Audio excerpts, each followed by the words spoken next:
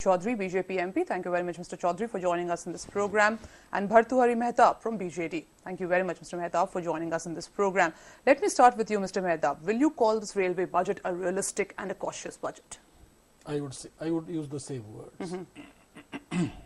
And it is something which is a trend setter, I would say.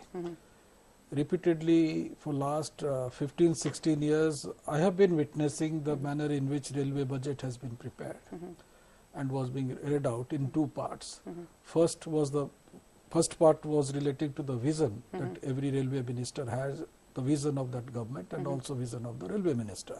Second part was relating to what new trains they are going to run, what new stations are going to be built, how modernization is going to take place, what new rail lines are going to be. All this laundry list also comes out with that, and that creates a ruckus in the house.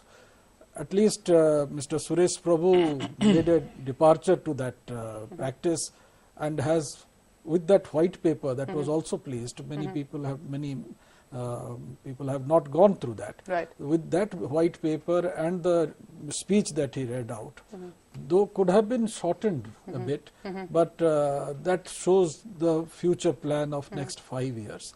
And while going into the details of the pink book that is also circulated along with it, I would say those zones which are giving return of a higher nature, say for instance the East Coast zone where I come from, gives a return of 45 and the profit to the railway is 55.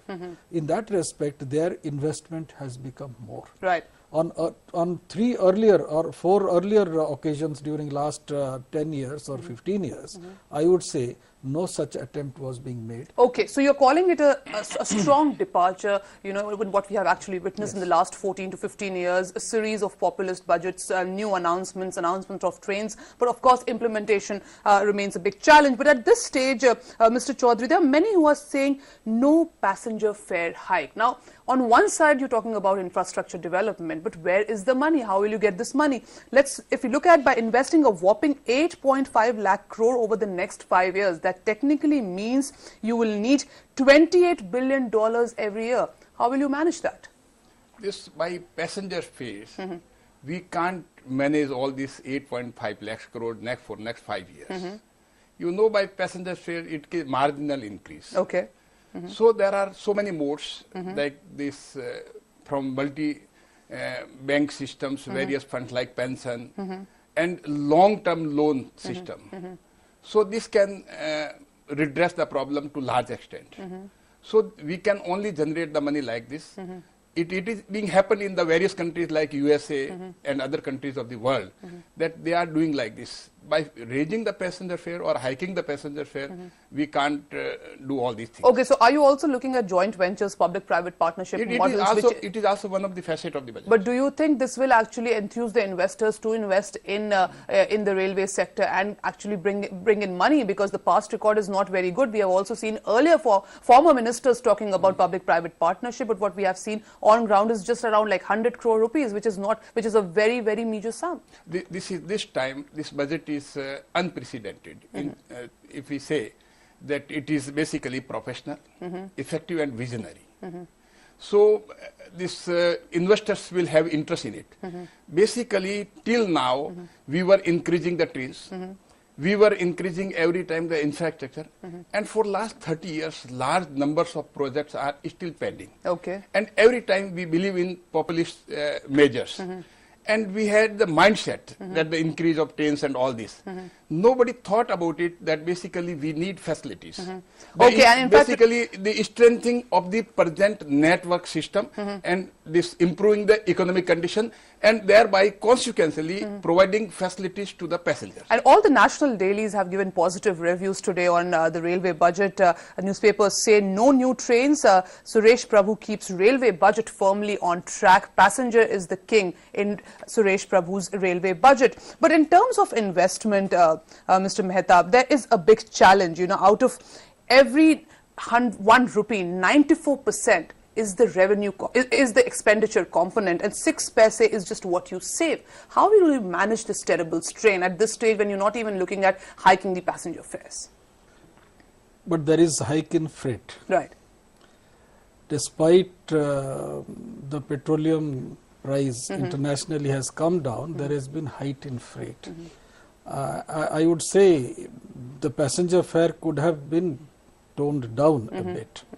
That would have attracted more passengers and would have attracted more freight, because now the freight is being shifted to roadways.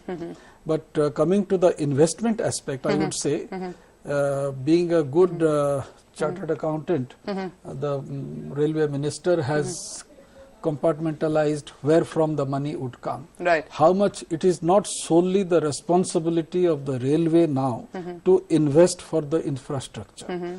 It is already the state governments also have become stakeholders for development of the infrastructure relating to railways.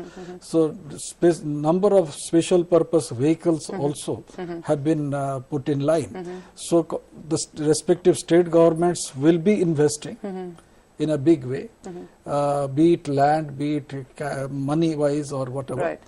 And the other side is, from the institutional financial mechanism that we have in place in our country, they will also come forward to invest. Other than this, there are private players who would like to invest. Say, we also heard many opposition MPs yesterday saying this is about like building castles and weaving dreams. This is not going to, on paper it looks good, but how are you going to implement it? Because the suggestions made is very similar to what we have seen even in the past, focusing on the public-private partnerships. But here I would have faith in the railway minister. Here is a minister who has taken up the cudgels and has a dream to realize within 5 years time. Right. And I think he can achieve it provided he is given 5 years. Okay. Because during last 5 years we have seen 5 railway ministers from 2009 to 2014. But here it is the reliance or the reliability that creates confidence. And here the international funding also can flow in. And he has made a good beginning by saying that I am not being profligate. Right. I am controlling my populist slogan. I want to increase the speed of the train. That too, not everywhere, on specific areas. I want to increase my freight traffic and I want to give more facilities to my passengers. Right, and there were innovative suggestions, as you rightly pointed out, involving states also in actually taking care of the railway infrastructure. And most importantly, the highest point of this railway budget was focusing more on passenger amenities, how to actually make traveling easier for passengers. What was for you, Mr. Chaudhary, was the highest point of this railway budget? The highest point of this railway budget is basically